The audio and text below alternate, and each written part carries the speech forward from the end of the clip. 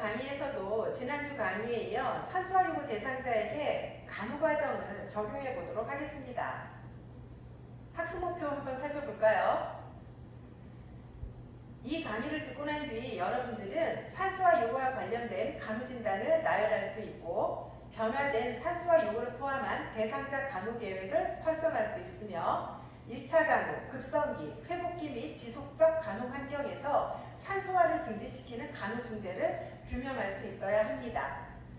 오늘 다룰 간호 중재의 내용은요, 환경 조절을 위한 대상자 교육, 예방 접종, 좋은 영양 상태 유지, 환기 증진입니다.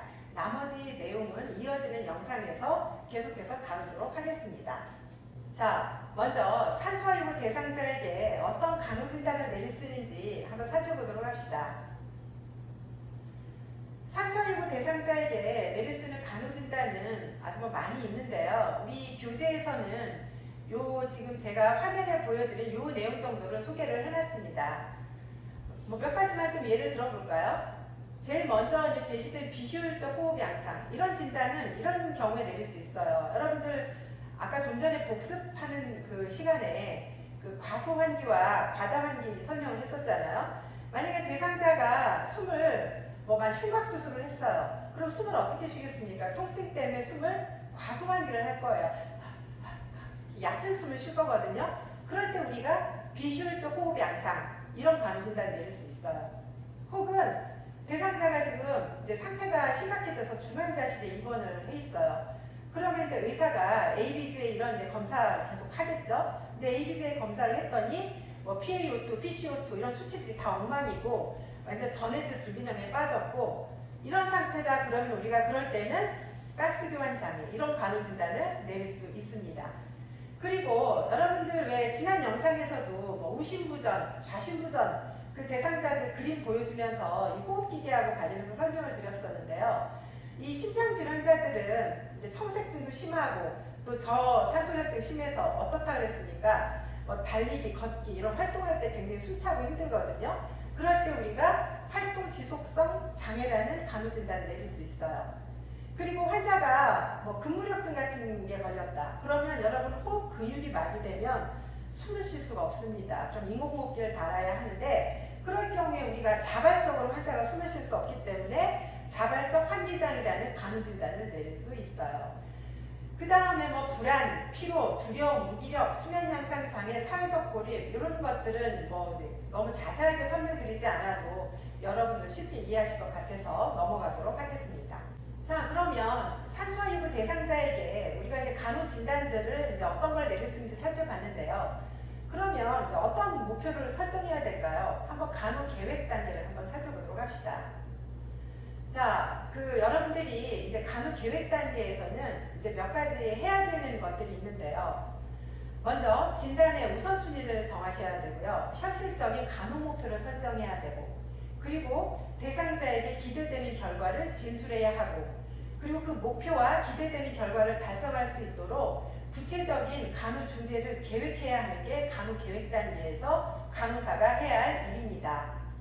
그래서 이제 이게 실제 여러분 우리가 사례를 다루는 게 아니기 때문에요. 그 간호 계획 단계에서 해야 될 것들을 다 다룰 수는 없고 우리 교재에는 간호 목표를 어떤 것들을 세울 수 있는지 간호 목표를 좀 제시를 해놨습니다. 한번 살펴보도록 합시다.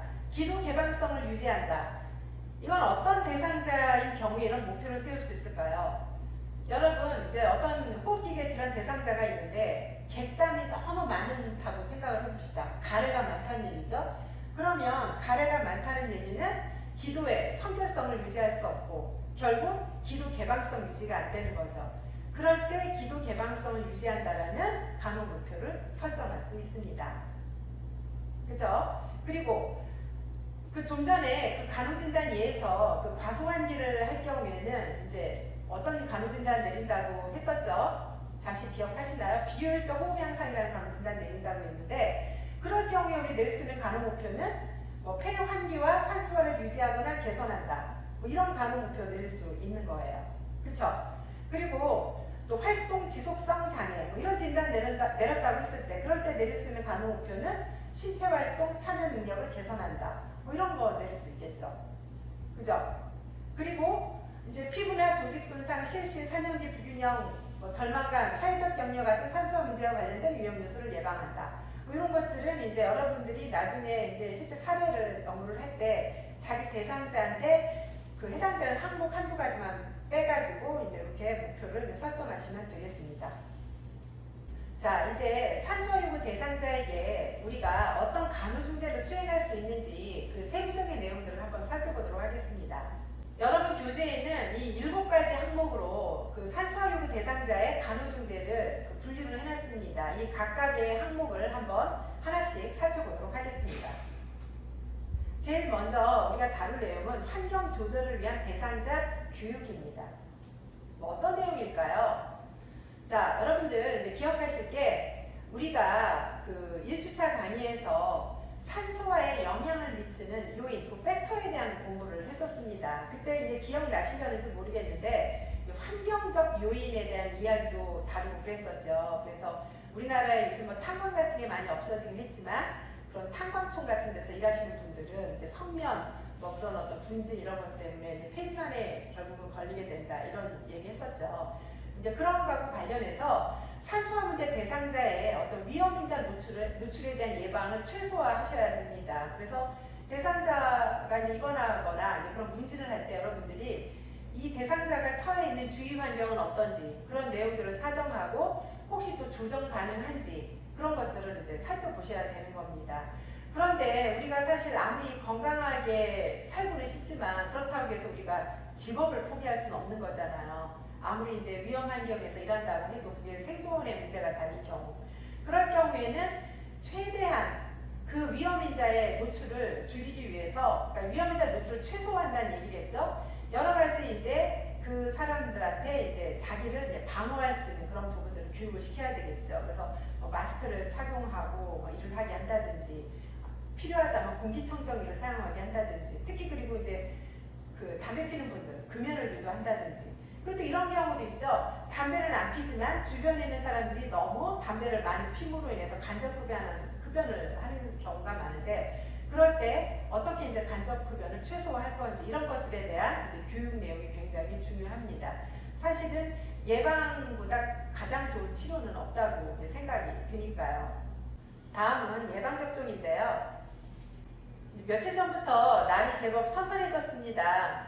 이제 벌써 이제 가을이 온 것 같은데요. 가을은 또 독감의 계절입니다. 그래서 인플루엔자 또 예방접종 많이 맞으셔야 되는데요. 인플루엔자는 우리가 플루라고 보통 하죠. 주 대상자들이 이제 소아, 영유아 노약자죠. 한마디로 정리하면 소아, 노인, 그리고 호흡기계 문제를 가진 사람들은 인플루엔자 예방접종을 이제 필수적으로 맞으셔야 됩니다. 그렇지 않으면 어떤 합병증 같은 게 생기기 때문에 이제 폐렴으로 이제 진행될 수도 있고 이제 심각한 문제가 생길 수도 있겠죠. 그래서 보건소 같은 데서는 우선 접종 대상자들을 이렇게 이제 정해놓고 이런 분들한테 이제 문자도 보낸다든지 해서 예방 접종을 제때 맞도록 이제 하고 있습니다. 또 수년 전부터는 폐렴 구균 백신 또 이런 것도 이제 많이 접종하라고 하죠. 저도 이거 맞았는데요. 여러분도 이제 해당되시는 분들은 이제 맞으시는 것이 좋겠습니다. 이 내용들은 여러분들이 그냥 교과서 보고 살펴보셔도 될 것 같아서 이 정도로 넘어가도록 하죠.